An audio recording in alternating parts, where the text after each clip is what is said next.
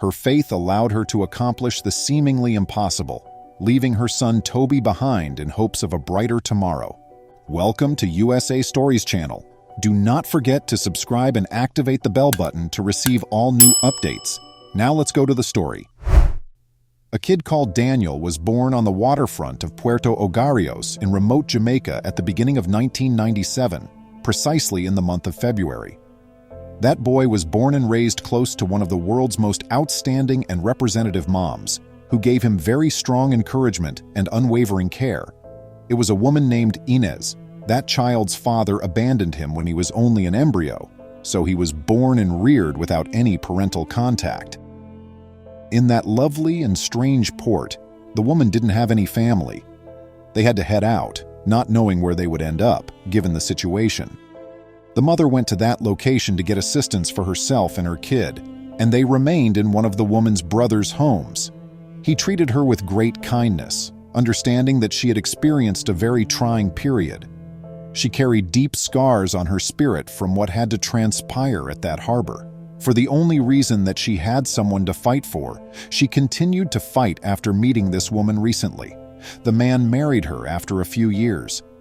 Even though Inez knew it was time to go, she couldn't think of anything better to give Daniel, so she took him for a stroll in the park they went to every morning, just as the sun was beginning to rise. She informed him at that park that he would travel to Europe, a very far-off place. Daniel was not really clear about what was going on. He didn't see any issues. In fact, he was looking forward to getting to know yet another nation and continent. With laughter, tears, and love in every moment, they played for the entire afternoon. That day, she had a message for her little son, Daniel, that she believed would shatter his heart as it had already crushed hers. The following day, she intended to go. They saw a tiny puppy that was famished and whimpering as they were strolling, and she was trying to figure out how to notify the little one. They saw as onlookers assaulted him and hurled trash at him. Using what little she had, Inez chose to purchase a succulent piece of steak. The unfortunate puppy was carried by her, and she and her son brought it to the park and took care of it in front of Daniel and the throng. The sad, tiny puppy was fed by them. Inez assured Daniel that even in his loneliness, she would always look out for him. She would eventually take care of him and shower him with affection. She would always be there where he was. Inez informed Daniel that she was going at that very moment in order to further their mutual benefit. "Dear boy, I have held you in my arms ever since I witnessed your little lungs expand and produce their first breath. It was only the two of us when I was permitted to leave that chilly hospital.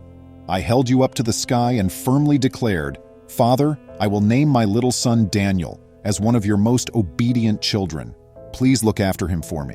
Father, I want you to take the lead. Additionally, I want you to look after him while I'm not there or unable to see him.'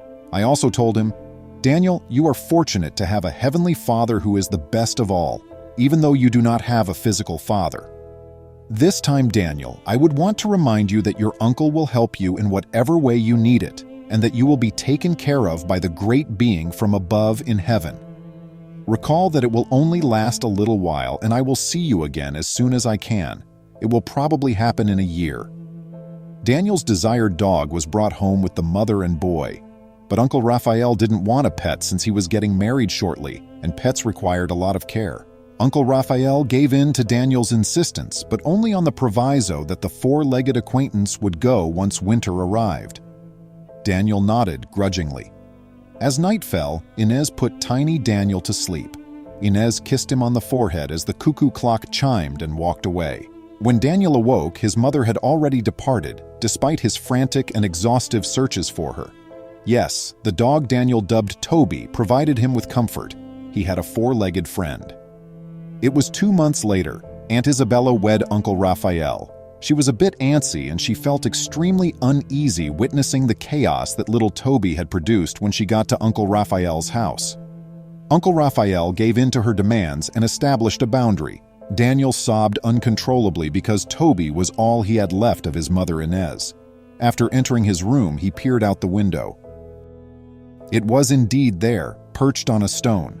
Raphael murmured to tiny Toby, and the dog became thrilled and sprang out the window. Unfortunately, the window was too high for him to climb back in, and Toby was only 5 months old, a puppy of a Chinese breed that was quite similar to Zetu, a little dog. Daniel went to the park every day, as he had promised, to wait for the sun to set in order to remember his mother. Yes, tiny Toby, the one memory he had, was always with him. He left his obedient little pal at the door and went into Uncle Raphael's home that evening when they arrived. With much contempt, Aunt Isabella said, "You can't come at such late hours when your uncle is working. Here, I'm the one in command." Daniel bolted to his room after receiving a severe reprimand from her. "I promised my mom that I would go every day, every time the sun goes down, and I will not break my promise," he sobbed to himself. Later, he woke up when everyone else was asleep because he could not sleep due to the extreme cold. He went very gently to the door to check on his devoted pal. He was trembling from the cold. "Please don't make noise," muttered Daniel as he opened the door. "I can't leave you outside even if I don't want to upset Aunt Isabella and Uncle Raphael. My buddy, you're quite chilly. I could get you in with my parents." Daniel saw that tiny Toby would always make painful movements when he moved while he was lying on his bed, since Daniel could hardly fit in it. That bed wasn't big enough for anyone else. His helpful mother's most treasured memory was of Toby. Then Daniel wrapped Toby in his arms and walked carefully to the floor, where he passed out that evening. He hoped nobody would notice Toby's presence the following day. He finished his tasks fast so he could meet Toby, leaving half of his meal for the dog. In that small chamber, he cautiously and silently waited for him. Aunt Isabella had little Daniel perform a lot of duties that she herself did not want to do every time Uncle Raphael departed. Uncle Raphael never took Daniel's explanation seriously and made Daniel appear dishonest since he thought Isabella was cute. After 4 months, Daniel was still in mourning over his mother's passing. She'd said she would be back in a year. Daniel's body ached from the chilly floor, but he was too poor to sleep in that tiny bed since Toby the dog was the finest gift his mother had given him. Toby barked as a cat went by the little window adjacent to Daniel's room one day. Daniel was no longer able to hide or mute him. After sharing everything with that puppy and through some difficult nights, Isabella hurried into Daniel's room and discovered what she had always suspected: a dog. She cried out and wanted to harm Daniel once again. But tiny Toby, who had been the only one to support him during that entire time, emerged to stand up for Daniel, biting Isabella's legs and arms in the process. She let out a cry and bolted. After visiting the hospital, Daniel and young Toby contacted Uncle Raphael. When they informed him what had transpired, he and his wife both agreed. Still, he was unconcerned about his little nephew, even if his wife never sought out Daniel. However, Inez, who had seen several tragedies on that ancient continent, was able to find a kind family that helped her out by hiring her to watch a little girl named Mattel. Mattel's father, who worked hard in the business his family left behind, and her grandmother took care of her when her mother passed away when she was a little child. Mattel was ecstatic to have her grandma as a caregiver, and she grew to love her nanny, Inez. After Inez told Mattel about Daniel, Mattel told her father, Juan Carlos, that evening. Because of his demanding job, he had not met the person who brought his daughter such joy, but he was very eager to do so. He made the decision to stay at home one weekend in order to meet Inez, and when he met her, he instantly fell in love since she much reminded him of his late wife. He came to the realization as the days went by that he could not stop thinking about the kind woman who looked after his daughter. He made the decision to get her a ring from the jewelry store. He asked Inez for her hand in marriage over a lavish feast he arranged at one of the best restaurants in the city. She had fallen in love with Juan Carlos, but her son was at a distant place in her heart. Juan Carlos assured her that they would go with young Daniel along. The bad news struck them when they got to Uncle Raphael's house. Daniel and Toby had moved out a few days earlier.